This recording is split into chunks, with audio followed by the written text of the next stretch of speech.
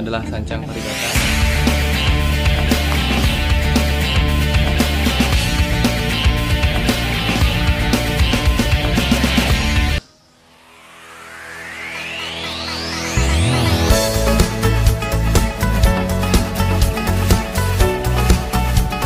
Ketemu lagi di channel Bonsai Made in Bali.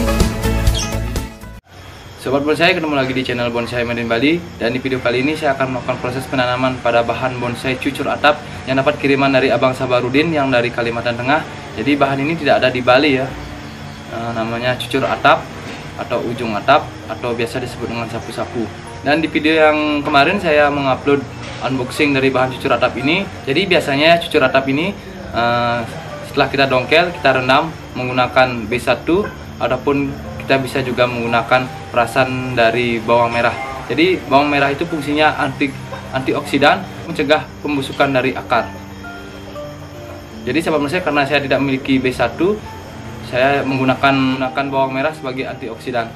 Dan ini sudah saya rendam. Jadi saya akan memperlakukan dari bahan cucur atap ini seekstra mungkin bagaimana cara tanamnya supaya keberhasilannya lebih tinggi.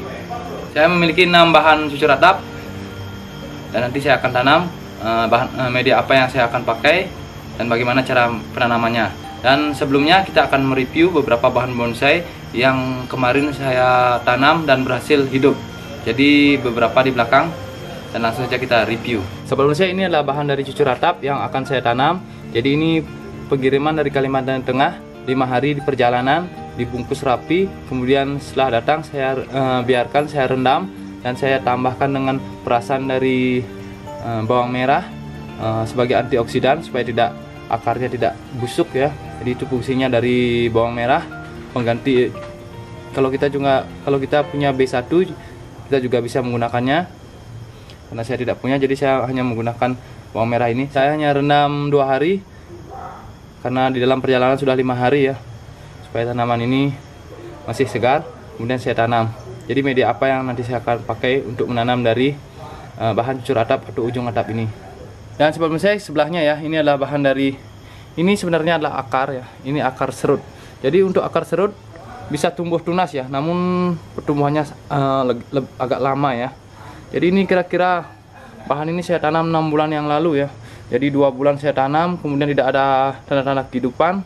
Kemudian saya bongkar lagi, saya tanam ulang, saya potong yang busuk-busuk, kemudian tumbuh tunas seperti ini. Nah, ini saya sungkup kemarin. Karena terlalu lembab ya sungkupannya, karena musim hujan juga banyak yang busuk tunasnya. Kemudian saya buka sungkupnya secara perlahan dan akhirnya tumbuh tunas dengan bagus. Jadi sahabat bonsai, jika musim hujan ya, jika sahabat bonsai mau menanam bahan bonsai yang disungkup, buka aja sungkupnya secara perlahan. Artinya kita buka ikatannya saja, kemudian 2 hari kita buka semuanya, namun tetap diteduhkan, jangan dikenakan sinar matahari. Nah, ini buktinya ya. Serut ini 6 bulan ya, baru tumbuh tunas seperti ini. Jadi serut ini saya kira sudah mati, namun akhirnya sekarang hidup ya.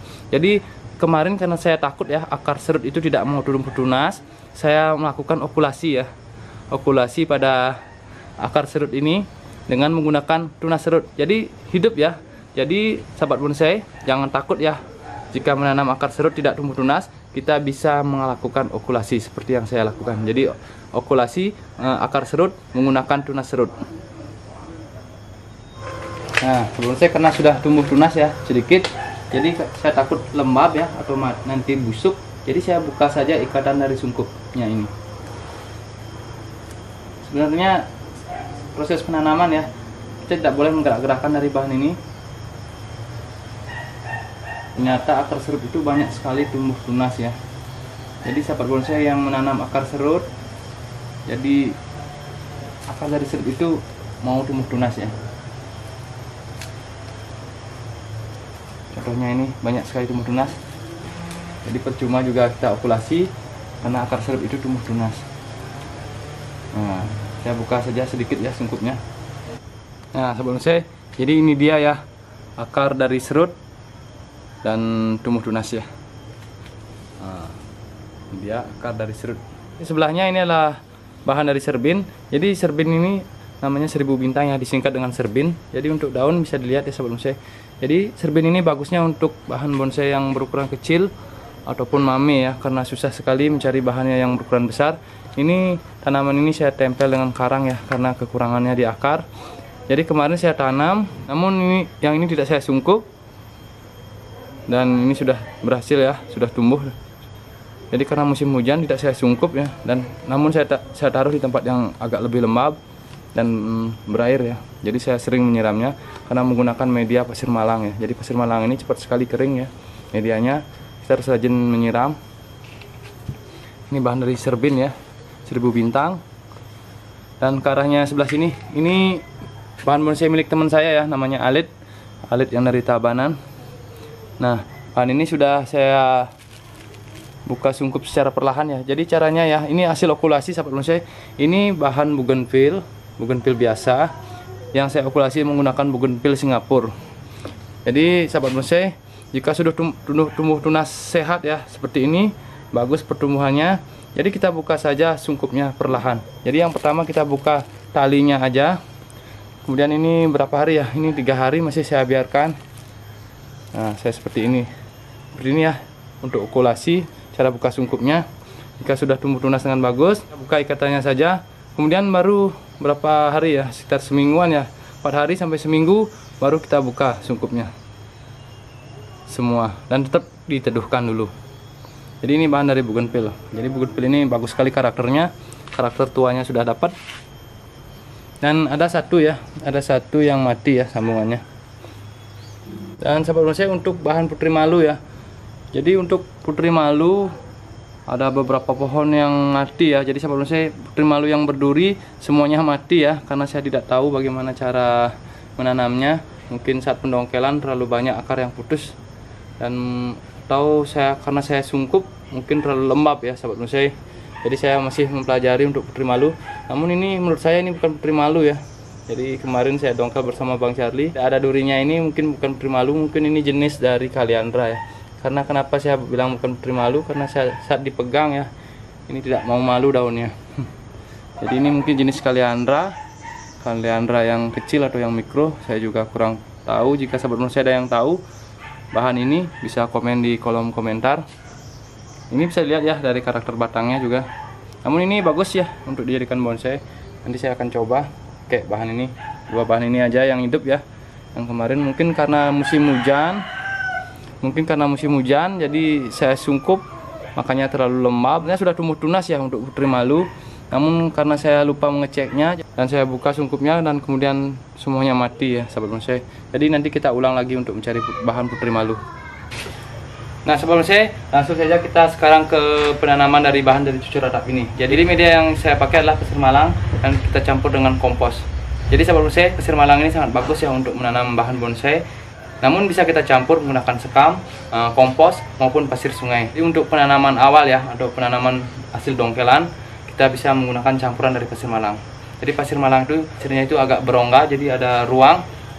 Jadi sangat bagus ya untuk pertumbuhan akar dan pertumbuhan tunas selanjutnya.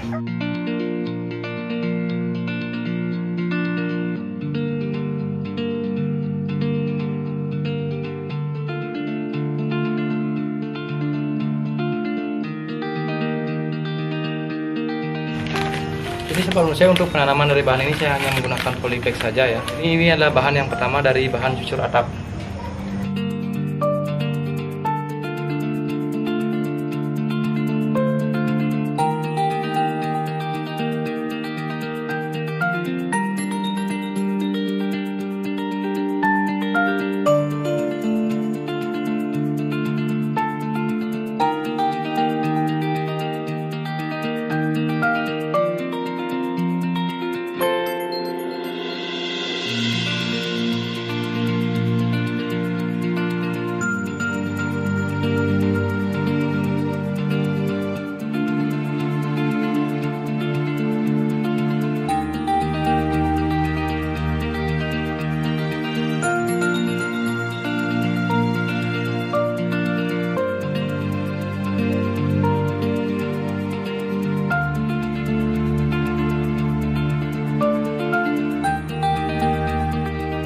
Bagi sahabat bonsai yang ingin bertanya-tanya tentang masalah bonsai, bisa di follow Instagram Bonsai Madin Bali dan DM ya.